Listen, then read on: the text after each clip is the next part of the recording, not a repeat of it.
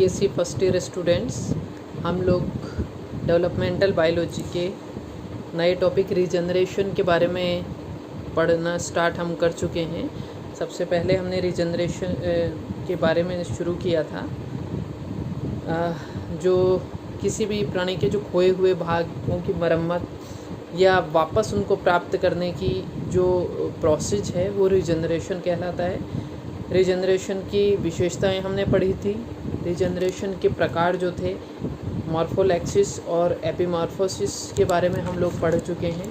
अब हम जो विभिन्न एनिमल किंगडम जो हैं, उनके जो विभिन्न जंतु हैं, उनमें जो पुनरुद्भवन की क्षमता है, रीजनरेशन पावर के बारे में पढ़ेंगे। तो सबसे पहले हम प्रोटोजोआ में पुनरुद्भवन के बारे में पढ़ेंगे। फर्स्ट एग्जाम्पल हैं इसके स्टेंटर, यूरोलेप्टस, स्पाइरोस्टोमा। प्रोटोजोआ जंतु जो होते हैं उनमें भी पुनरुद्भवन की क्षमता पाई जाती है, और जो इस पर प्रयोग किए गए हैं उनमें ये पाया गया कि प्रोटोजोआ जंतुओं में पुनरुद्भवन की क्षमता उन जंतुओं में अधिक पाई जाती है जिनके अंदर लंबे मैक्रोन्यूक्लियस होते हैं, या फिर एक से ज़्यादा मैक्रोन्यूक्लियस या गुरु केंद्रक पाए जाते हैं। ठीक है, इनके जो टुकड़े कट किए जाते हैं उनमें से जिन हिस्सों के अंदर ये केंद्रक या केंद्रक का भाग आने की पूरी संभावना रहती है वो रीजनरेट हो जाते हैं, और जिनमें केंद्रक का पार्ट नहीं आता वो टुकड़े बहुत जल्दी ही नष्ट हो जाते हैं। इसी के साथ इसमें न्यूक्लियस के साथ में एंडोप्लाज्म और विशेष करके एक्टोप्लाज्म का एक थोड़ा सा हिस्सा आना भी बहुत आवश्यक होता है, और एक्टोप्लाज्म से जो ढके हुए पार्ट होते हैं उन भागों का विघटन नहीं होता और वो डेवलप कर पाते हैं और रीजनरेट कर पाते हैं। नेक्स्ट आता है रीजनरेशन इन पोरीफेरा। पोरीफेरा के अंदर दो तरह की क्षमताएं पाई जाती हैं, पुनः संगठन या रीएग्रीगेशन, और दूसरा होता है पुनर्रचना या रिकॉन्स्टिट्यूशन। ये जो दोनों टर्म्स दिए हैं उसको एच.वी. विल्सन ने 1907 में दिया था। ठीक है, स्पंज में मुख्यतः 3 प्रकार की कोशिकाएं पाई जाती हैं, पिनेकोसाइट्स, मीजोहाइल कोशिकाएं और कोइनोसाइट्स। और इनमें जो पृथक की हुई कोशिकाएं होती हैं, जैसे अगर किसी स्पंज की कोशिका को रेशम के कपड़े में से अगर निकाला जाता है तो वो सारी कोशिकाएं क्या होती है, पृथक हो जाती हैं।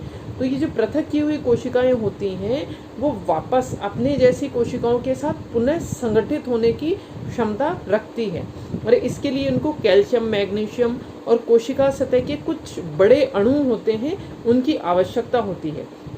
विभिन्न प्रकार की जो स्पंज कोशिकाएं होती हैं ये व्यवस्थित होकर एक मतलब वापस क्रियात्मक संरचना के द्वारा पुनर्रचना कर पाती हैं, अर्थात रिकॉन्स्टिट्यूशन की इसमें पावर होती है।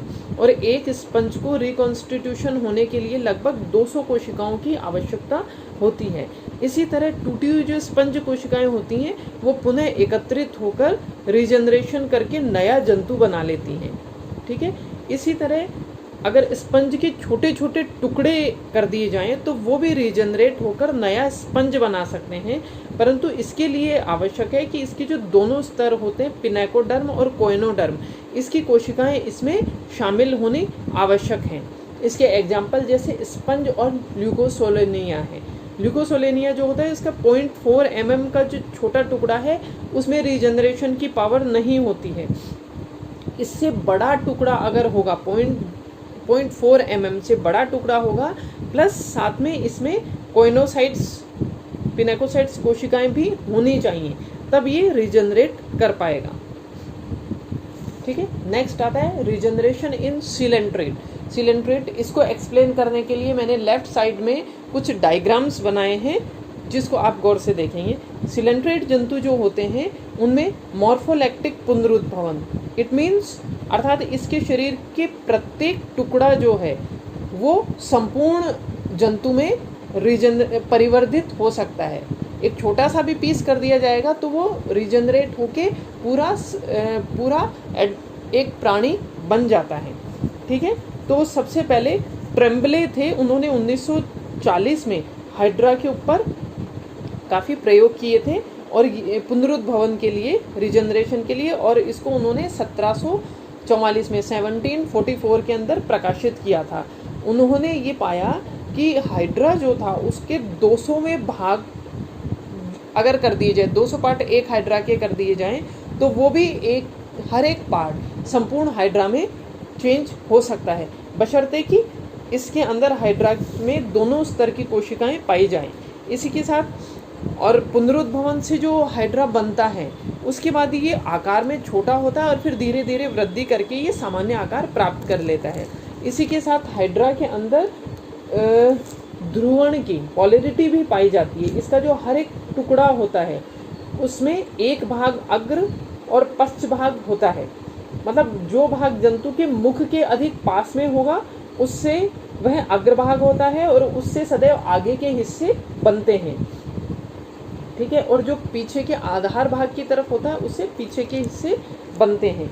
इसके लिए आप देख रहे हैं डायग्राम में, सबसे पहले बीच में मिडिल में एक हाइड्रा है जिसके 3 पार्ट किए गए हैं। सबसे पहले लेफ्ट साइड में अपर पार्ट जिससे कि रीजनरेट होके जो डॉटेड पार्ट है वो ओरिजिनल पार्ट है, और जो नीचे छोटा सा पार्ट दिखाया गया है जो डॉटेड नहीं है वो रीजनरेटेड पार्ट है। अपर पार्ट से एक पूरा डेवलप होके एक नया हाइड्रा बन गया, और नीचे की तरफ लोअर पार्ट इसका कट किया है उससे, और साइड में जो राइट साइड में दिखा है मिडिल पार्ट, इस तरह से 3 पार्ट इसके कर दिए। तो हर एक पार्ट जो कट किया गया था उससे फिर एक नया पार्ट रीजनरेट होकर पूरा एक हाइड्रा का निर्माण कर लेता है। तो इस तरह से छोटे छोटे पीस से भी एक नया हाइड्रा बन जाता है। इसी के साथ ट्रम्बले ने एक प्रयोग ये भी किया था कि उन्होंने हाइड्रा को बीच में से कट किया, एक हाइड्रा के शीर्ष पर से एक खड़ी काट उन्होंने कर दी और उसको ऊपर के पार्ट को 2 भागों में बांट दिया। इसके बाद उन्होंने देखा कि ये जो हाइड्रा था द्विशीर्ष 2 शीर्ष वाला हाइड्रा बन गया। तो इस तरह से उन्होंने प्रयोगों में पाया कि इसका जो मुखीय पार्ट और आधारी भाग में जो रिजनरेशन की पावर है उसमें थोड़ा अंतर पाया जाता है, और जो मुखीय अग्रभाग होता है इसका हाइड्रा का उसमें रिजनरेशन की पावर अधिक होती है। इसी के साथ हाइड्रा का जो रिजनरेशन है उसमें 4 तरह के सिग्नल्स पाए जाते हैं। सबसे पहले होता है इसका शीर्ष प्रेरक, मतलब हेड एक्टिवेटर। ये एक प्रकार का पेप्टाइड है और इसका सिक्रीशन तंत्रिका कोशिकाओं द्वारा होता है, तथा ये एक तरह से समसूत्री माइटोसिस विभाजन जो है का प्रेरक होता है, उसको प्रेरित करता है, और इसके शीर्ष पार्ट का ये इंडक्शन करता है। नेक्स्ट आता है शीर्ष निरोधक, हेड इनहिबिटर। ये भी शीर्ष क्षेत्र में पाया जाता है तथा दूसरे जो शीर्ष के परिवर्धन को रोकता है। दूसरा अगर शीर्ष बनता है तो उसके डेवलप होने को रोकता है। थर्ड इसकी सिग्नल है पाद सक्रियाकारक, मतलब फूट एक्टिवेटर। इसको पादकारक जो होते हैं वो 3 पेप्टाइड होते हैं। इनमें पहला 13 एमिनो अम्लों का पेप्टाइड पैडीन कहलाता है, और 2 और संकेतक होते हैं इसमें जिनको पैडिबिन तथा हाइम 3, 4, 6 कहते हैं। और फोर्थ इसका सिग्नल है पाद निरोधक या फूट इनहिबिटर। ये आधारी क्षेत्र में पाया जाता है और अन्य आधार के निर्माण का निरोधन करता है।